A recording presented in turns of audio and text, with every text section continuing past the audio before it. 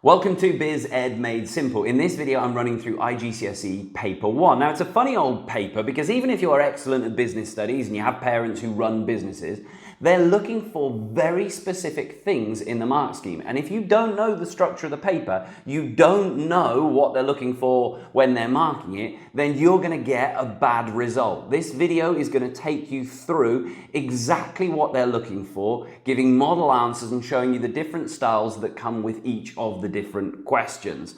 I've put sections you can skip through to the relevant things. I'm also going to be linking it to the apps on ECM Tutors, which are absolutely free. It's everything you need to ace this exams. Any questions, put them in the comments, and don't forget to like and subscribe. Hope it helps. Thanks.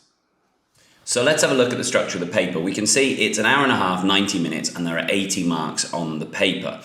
They're broken down into the format of 4 questions, and each of the questions has an A worth 2 marks, a B worth 2 marks, a C worth 4 marks, a D worth 6 marks, and an E worth 6 marks. They're looking for very specific things with each of those style of questions. We're going to run through each of those styles now. Before we do that, we've got to look at the little bit of resource that comes at the top of each of these questions. Now, lots of people make the mistake of thinking, I haven't got time to read it, I don't want to look at it. That's a massive mistake. If you're not familiar with that resource, you're going to be missing so many application marks, and it's going to make everything more difficult as you go through it. So there are 80 marks on the paper, 90 minutes. I would say at least 10 minutes should be spent reading each of these 4 little resources and thinking, actively reading, thinking about them, leaving you just about a minute a mark for the rest of the questions. There's a video where I take you through how to read these. Have a little watch before we get into this. So the 2 mark questions, the A and B questions on this paper, currently for 2025 and 2026 come in 3 different styles. We're going to look at those styles here. The first one we can see here that I've got on my screen, this is one of the typical ones, the A question. Identify 2 reasons why a business might offer training to its employees. Now the key here to look at is it's a business. In the 2 marks, they're not really looking for application, so they're not relating it to the resource at the top. They're looking for you to show that you have learned what your teachers taught you, what is in the book, or what I've tested you on in the ECM Tutors Knowledge Tester. This is fantastic. They don't want clever people who haven't worked hard, who haven't studied to get top scores. So this is really about proving low-level knowledge that you've revised. So we can get through this quickly. I recommend on this paper that all the time you say, let the marker know and get you thinking about what are they looking for? Well, this A is clearly looking for knowledge. There's no application. So we want to get to the point, show off what we've learned from your revision. So here it says, identify 2 reasons why a business might offer training to its employees. Then either know it or I don't here, and we hopefully have revised it perfectly. There is a reason. Reason 1, reduce mistakes made by employees, which increases efficiency. Now, in my answer here, probably just reduces mistakes made by employees will get the mark. I don't really need which increases efficiency. That's kind of analysis they're not looking for. But similarly, this is the one chance after 2 years of studying to get your grade. And it doesn't look good if you just write 4 words. So it didn't take me much longer. So let's put it there, although probably it's the first part that's getting the mark. I then do it again. Reason 2, to follow health and safety laws and decrease the chance of accidents. Again, this comes from your revision. You either know it or you don't. Now we come to the other style with the B question here. Now they could be the other way round, but this other style here in this question, calculate the following values. Now technically this is app they're going to call it, but we don't really need to worry about it being app. It's just a calculation. And for this question, again, you either know how to read a break-even chart or you don't. Let's not waste any time on this. Let's get the answers down. If you don't know how to do it, have a guess and move on. The third style used to be a lot more common. It's still there, but not as many of them. I've jumped to a different question here to show you the style, but the define questions. In my app ECM Tutors, I've got an app, a GPT, that will test you on all the definitions. Again, they're not looking for you to be clever with understanding. They're looking for you, have you sat down and done the hard work? They don't want clever people to get the top scores who haven't worked hard. So that is purely about remembering the definitions. Now, interesting little thing I learned on one of the Cambridge courses, if it's come from the Cambridge book, 2 of the official books, then even if it's wrong, they will accept it, word for word. Extra little tip, some of the definitions are quite short, and although they should be accepted, again, we've got time, it's a minute a mark, we've got 2 minutes to do this. So if it's only 3 words, pad it out, put, for example, although technically you don't really need it. Now let's get on to the C questions where things are getting a little bit trickier, but not too much. Now they come in 2 different styles, the C questions. The first one we're going to have a look at is this one. Outline 2 possible effects of FBW's break-even chart if the prices of its products are increased. Now, this C is classically a knowledge and an application. It says FBW. That's letting you know, and the fact that it's a C and there's 4 marks, they are looking for knowledge and application. So we can actually, although mine looks very sparse on the page, and in the exam, again, you might want to write a bit more, there's no doubt that should be getting the 2 marks. So the first thing is knowledge, again comes from our revision. So 2 possible effects. Well, I know that it will reduce break-even output if you increase the price. That's knowledge. Now, all I'm actually left to do, although it says outline, all I'm left to do, the thing they're looking for now is application. So I want something that is applied to that case study that I've read up here. So I really should have thought about that. And the little tip, again, they love numbers. So if you've got numbers that you can read off, that is guaranteed application. So I know that that's getting the 2 marks. Reduce break-even output, that's knowledge, below 500 watches. Well, that is specific to that case study, 500 watches. That's getting my second application mark. I then repeat that and again, go to the GPT. I've got one that will take you through what they're looking for with application on ECM Tutor's website. But lots of children put the same application twice or just use the name. Using the name of the company won't work. They don't accept that anymore. Using the same application in both points for the first effect and the second part won't count. So we want a very different one here. So we've got increase the highest potential revenue, knowledge point there, above $95,000. So in the first one I used the watches, in the second one I used 95,000. There's no doubt I'm using 2 separate pieces of information from the resource at the top. Now if we look at the second style, now this is a bit more of a new thing. In the old, if you're looking through past papers, pre-2020, they didn't do this as much, but now they've got style 2, going back to knowledge again. No application here. When they're looking for, sometimes you're going to see usually 1 per paper, maybe 2, but state 4 stages of the business cycle. Well, we know straight away, if you've got to give 4 knowledge points, then there's nothing left for anything else. They're not looking for application or anything like that. So you can write in the margin, knowledge. And again, you either know it, they are testing that you've done revision. So 4 stages of the business cycle, minute a mark, but that's really quick 4 marks because I've revised it, I've used the knowledge testers. So recession, economic growth, boom, slump, depression. And there's no need to write anything out. That is showing you know you've revised those things. And that's 4 marks in the bag. D questions then, well currently they only really come in 1 style. We've only seen 1 style. Might change in their exam, they can do whatever they like, but at the moment it's all in 1 style. And they've upped the skill level here finally a little bit, but not too difficult if we know what they're looking for. So D questions, again, I recommend writing in the margin. They're always going to be looking for knowledge, application, and then analysis. And I think it's a good idea to roughly write it in that order. And then down in the second benefit, always going to be arranged into 2, knowledge, application, and analysis. Write it in the in the margin, and then you know what you're aiming for.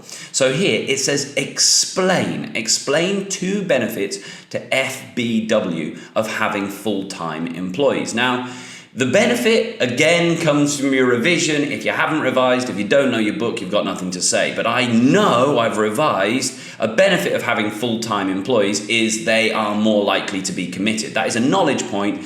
They are fully committed. Revised, got from the textbook, got from revision.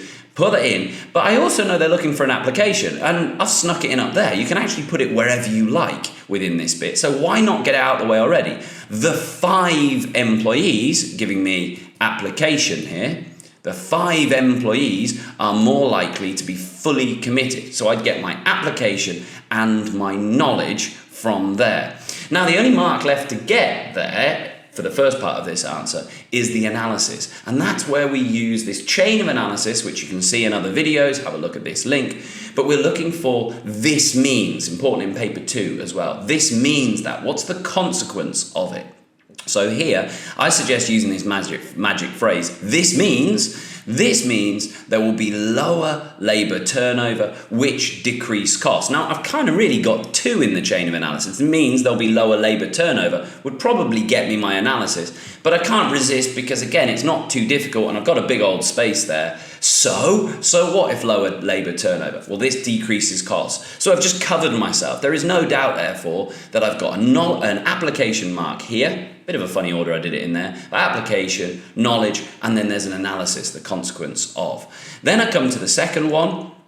I've just got to do the same pattern again. So another thing I've revised, it's easier to communicate and organise meetings. So if they're all in the business, it's easier to communicate. Knowledge point there, haven't put any application in yet, so I need to get it in down here. This means that workers, so if they can communicate better, this means workers can ask each other if they have problems making watches. Now, watches here is my application mark. So watches, I'd get that application because that's from the case study that we didn't see at the top. I was thinking about watches. And therefore, solving any problem, and I can't resist it again, giving a so what because it felt a bit unfinished, increasing the quality of the watches. I've said watches twice there, but there is no doubt I've got a knowledge mark, I've got an application mark by saying watches, and then I've said the consequence of this. So I've got 3 for this, 3 for this is definitely 6 marks on the D questions, and they all follow that format.